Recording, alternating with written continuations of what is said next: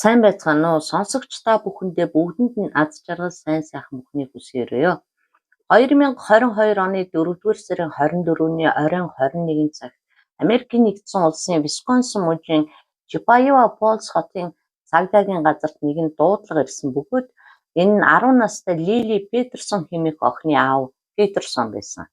Тэрээр хэлэхдээ охин маань өдөр 2-3 цагийн үед авга эгчийнхээсээ гэрлүүгээ явахаар гарсан ч одоо олтол гэртээ ирсэнгүй. Ойр орчимд хайгаад олсонгүй алга болчихлоо гэж дуудлага өгсөн.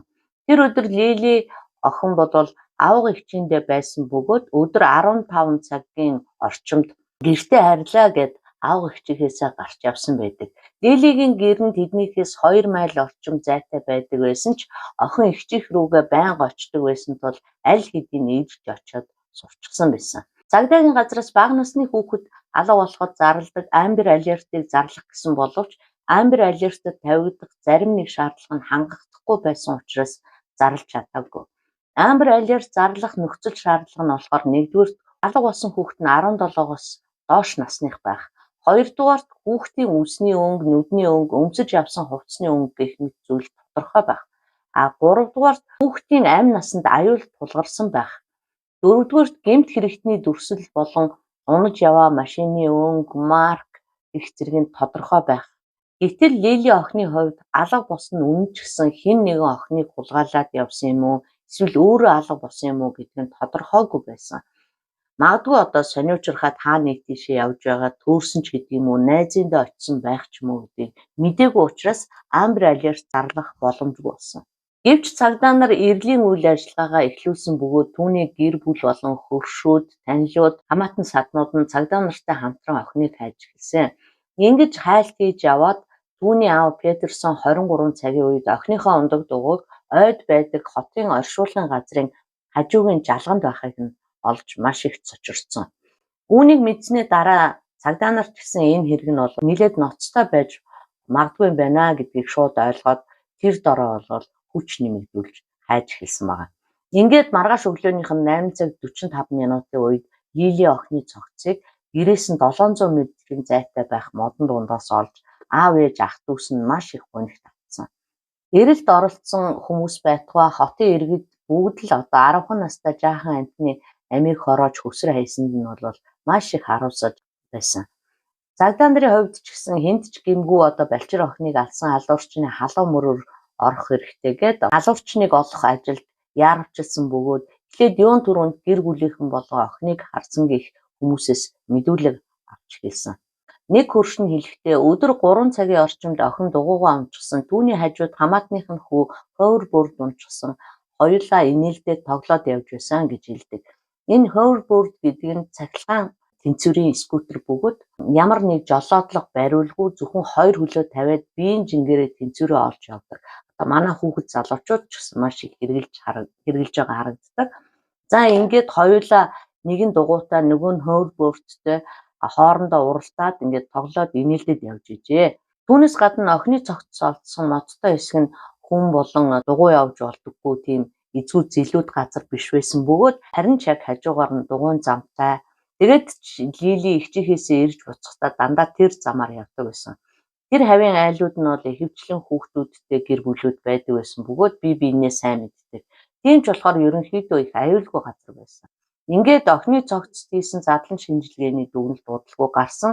Задлан шинжилгээний дүгнэлтээр охин маш ихээр зодуулсан байсан бөгөөд үхлийн шалтгаан нь толгойдоо хүчтэй цохиулсан, мөн хоолоогоо болгосноос болсон байна гэж гарсан байна.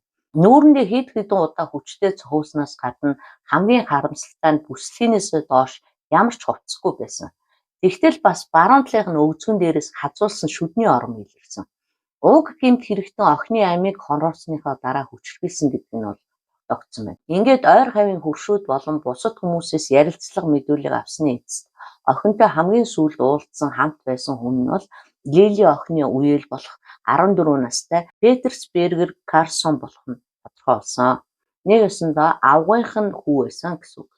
Хэдхэн мөчийн өмнө инээлдээд тоглоод явж байсан үеэл нь яагаад одоо дүүгээ ийхүү зэрлэгээр алж хороосон бэ? Үүнд Петерсон Карсон хариулахдаа тэр өдөр би Лилийг алъя гэсэн бодолтой байсан болохоор байнга явдаг дугуйн замаар нь дагаж хамт явж байгаад нийлсэн. Тэгээд замдаа явж байгаа түүнийг хоёулаа мод руу орё гэж хатгсан. Мод руу ормогцоо би Лилигийн илэг рүү нь хүчтэй зохиж унгаасан. Түүнийг унсны дараа би газар байсан модны бүдүүн мөчөр авч түүнийг олон удаа цохиж дараа нь хоолойг нь боож амийг хөнөөсөн. Тэгээд би түүнтэй бэлгийн харьцаанд орсон бөгөөд тэгж байхдаа гинэт ухаан орох шиг болсон. Тэгээд би айж эхэлсэн бөгөөд тэр доороо түүнийг орхиод гэрлүүгөө явсан. Гэртээ очиод хувцас угаалгын машинд хийгээд усанд орсон гэжээ. Ингээд Карсон гэртээ юу ч болоогүй юм шиг сууж байхад нь Лилиг гэртээ ирээгүй гэдэг мэдээ тарж гэр бүлийнхэн ч охиныг хайхад оролцохоор явцгаасан. Тэднийг Лилиг хайхаар гармагцсан Карсон охиныг хүнөөсөн газар руугаа очиод цогцыг өөр газар руу зөөгөөд мөчрөөж далтлан нуусан байдаг. Тэгээд дугуйг нь ч мөн өөр газар авчирсан. Анхандаа Карсоныг 1-р зэргийн хүн амны хэрэг, 1-р зэргийн бэлгийн хүчирхийлэл үйлдсэн, 3-дугаарт мөн 13-аас доош насны хүүхдэд бэлгийн хүчирхийлэл үйлдсэн гэдэг 3 зүйл ангиар ял төлөвлөж байсан. Эхний 2 зүйл анги нь бол насаараа хоригдох ялтай байдаг бөгөөд гэмт хэрэг үйлдэх үедээ Петерсбергер бол 14 настай байсан насанд хүрэгчдийн шүүхэр шүүж байгаа юм байна. Учир нь одоо дор хаяж 10 нас хүрсэн хүүхэд хүн амны 1 болон 2 дугаар зэргийн гэмт хэрэгт буруутгагдж байгаа бол Висконсин мужийн шүүхийн системд тэр хүүхдийг бол насанд хүрсэн гэж тооцогдоод насанд хүрсэн хүний адилаар ялдаг юм байна. Гэхдээ өмгөөлөгч нь насанд хүрээгүйчүүдийн шүүхээр шийдэж өгөх хүсэл тавьж болох бөгөөд хэрвээ энэ хүсэлтэнд биелэгдвэл хэрэг хөнгөрч хэргийн талаарх бүх мэдээлэл нууцлагддаг. Гэвч өмгөөлөгчийн хүсэлтийг бол шүүх шийдэх ёстой.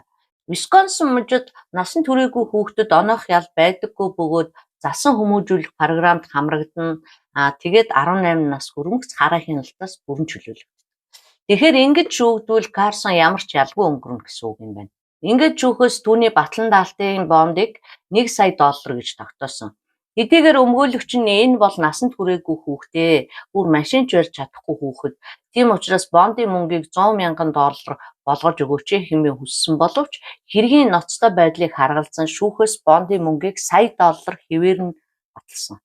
Ингээд эхний шүүх гурал 2022 оны 6 сарын 24-нд болохоор товлогдож байсан ч энэ шүүх гурал нь бол болоогүй.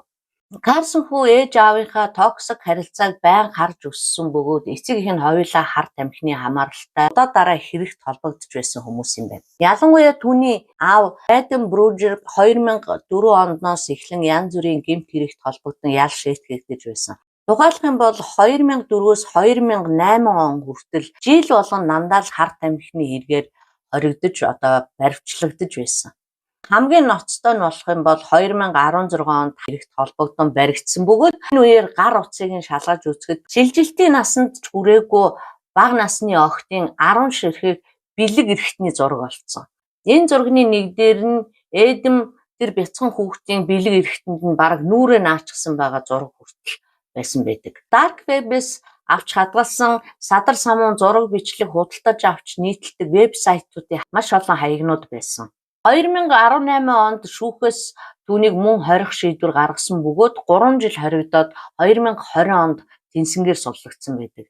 Ийм учраас түүнийг Америкийн Sex Offender List буюу бэлгийн гэмт хэрэгтний жагсаалтанд оруулсан. Тэгээд ч зогсохгүй насанд хүрээгүй хүүхэдтэй хамт байхыг нь бол хориглосон. Тэрч бүхэл хүү Карсонтойгоо уулзахдаа ч гэсэн заавалчгүй насанд хүрсэн асран хамгаалагчийн хараа хяналтанд уулзах зөвшөөрлөлт олсон байдаг. Ингээд Эдэм хүү Карсонтойгоо бусдын хараа хяналтгүйгээр ганцаарчилж уулзч байх тухай маш олон хуудас өргөдөл хүсэлтийг шүүхэд гаргасан бөгөөд тэрхүү өргөдөлтөй бол Карсон бол миний амин амьдралаа, миний хүү бол надад байгаа цорын ганц эрэг инээрэг гэрэл гээгээ. Тэгээд ч Карсон ээжтэйгээ хамт байхдаа тайван байж чаддаггүй, маш гунигтай ургуур харагддаг. Би даалгавраа хийхэд нь тусалж бас багш нартай ч холбоо барьдаг. Би хүүгээ инээлгэж хөгжөөж байнга баяр баясгалан өгдөг. Хүү маань ч гэсэн надад маш их баяр баясгалан өгдөг. Одоо хүртэл бид хоёр байнга мэйлээр харилцдаг. Бид бие биедээ хайртайгаа байнга хэлдэг. Би бэлгийн гэмт хэрэг үйлдээгүй, мөн хүүдээ ч аюул занал хийлээгүй. Тиймээс хүүгийн маань ирээдүйг бодож энэ хүсэлтийг хүлээн авна уу гэж шүүхэд бичсэн байдаг. Гэвч шүүхээс түүний хүсэлтийг нь бол хүлээж аваагүй. Мөн хамаатан саднуудынх нь хэлснээр түүний ээж Лорен ч гэсэн тийм сайн ээж биш байсан бөгөөд Карсон ээжтэйгээ байхдаа хизээж инээж хөөрч аз жаргалтай байгаа харагддаггүй. Лори хүүгээ аав болон аавынх нь гэр бүлтэй бас уулзуулах дургүй гинэ. Ер нь бол хүүгээ эцгийнхэн талынхнаас хол байлгахыг хичээдэг. Карсныг 2 настай байхад эцэг их хоёр нь салсан бөгөөд тэдний харьцаа хизээж найрсаг байгаагүй. Карсныг 8 настай байхад аав нь ээжийг нь машинаар мөргөж аминд нь хүрэх гэж оролцсон удаач байдаг. Ээжийнх нь хайр сэтгэлийн түүхүүд ч гэсэн дандаа л хардалт, сэрдэлт, зодон цохоноор дүүрэн байдаг байсан байна. Карсоны ааваас өмнө сууж байсан нөхрөө бол өөрөө зодож хүчрхийлдэг байсны улмаас цагдаагаас удаа сануулга авч байсан байна. Хар тамхи архины асуудалтай эмэгтэй юм байна. Лори Карсны аавын дараа буюу яг энэ хэрэг гарах үеэр хамт амьдарч байсан найз залуу Жон ч гэсэн Лори хэрэгээр удаа шоронд орж байсан нөхөр. Фэйсбүүк дээр сатананы тухай мэдээлэл оруулж хүчирхийллийг инээдтэй хөгжилтэй зүйл шиг бичдэг. Энэ байдлуудаас нь дүгнэх юм бол хажууд нь байгаа хүүхдийн амьдралд бол маш муу нөлөөтэй, нэлээд хортой хүн. За бас нэг хачин зүйл нь гэхээр Жон гэдэг тэр хүн бол эхлээд талигач Лили охины ээжтэй хамт амьдарч байгаа. Дараа нь Карсны ээжтэй амьдрах болсон юм байна. Ер нь бол энэ хамаатан садангууд маш их асуудалтай гэр бүлүүд байсан. Талигач Лилигийн ээж нь олон удаагийн хулгай болон лойрын хэрэгт орооцолдож байснаар барахгүй хар тамхины хамааралтай өөрийнхөө ээж болон хамаатныхаа ах эгч нарын кредит картыг хулгайлж маш их хэмжээний мөнгөн хохирол учруулсан ч яалтчгүй хамаатан садны холбоотой учраас цагдаад гомдол мэдүүлэлгүй дараад өнгөрсөн байдаг. Лилигийн аав нь ч гэсэн мөн л хар тамхины хамааралтай үүнээсээ болж хэд хэдэн удаа хэрэгт орооцолдож байсан. За ингээд авч үзэхэд бол Карсны эргэн тойрны хүмүүс нь бол ийм үлгэрлэлгүй хүмүүжлийн буруу суурьтай хүмүүс байсан. Хүүгийн үйлдсэн гэмт хэрэгт шууд бусаар ч гэсэн нөлөөлсөн л байх л та. Тухайн хэргийн анхны шүүх хурал нь 22 оны 6 сард болохоор байж агаад шүүх хурал нь хуралдаагүй бөгөөд 24 оны 9-р сард шүүх хурал хуралдахаар хойшлогдсон. 24 оны шүүх хурал нь мөн дахиж хойшлогдоод 25 оны сүүлчээр болох ёстой байсан ч дахиад энэ шүүх хурал нь хойшлогдсон. Ингээд анхны шүүх хурал нь 2026 оны 11-р сарын 2-нд буюу энэ оны 11 сард эхлэхээр товлогдоод байгаа юм байна. Тэгээ уг шүүх хурлыг бол 14 хоног үргэлжлэнэ гэж ярьж байгаа юм байна. Чиппева Фолс хот нь бол маш цөөн хүн амтай, хүмүүс нь бүгд бие биенээ таньдаг, ах トゥ садан төрлийн холбоо тархсан газар учраас энэ хотод шүүх хурал болох юм бол шудраг шийдвэр гарна гэдэгт ихэнх хүмүүс итгэл муутай байгаа учраас шүүх хурлыг өөр хотод явуулахыг саналыг бол гаргаад байгаа юм байна.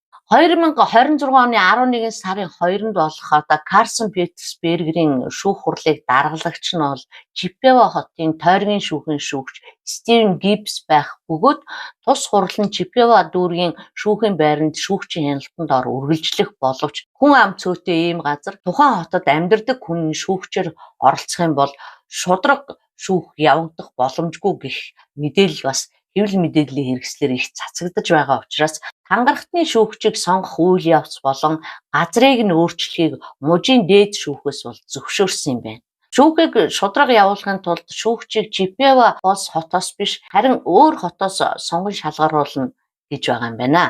За ингээд та бүхэндээ ийм нэг харамсалтай хэргийг ярьж өглөө. Та бүхэн маань хэргийн талаарх санал бодлоо бичиж үлдээгээрэй. Мөн лайк, сабскрайба дараарай. Баярлалаа, баяртай.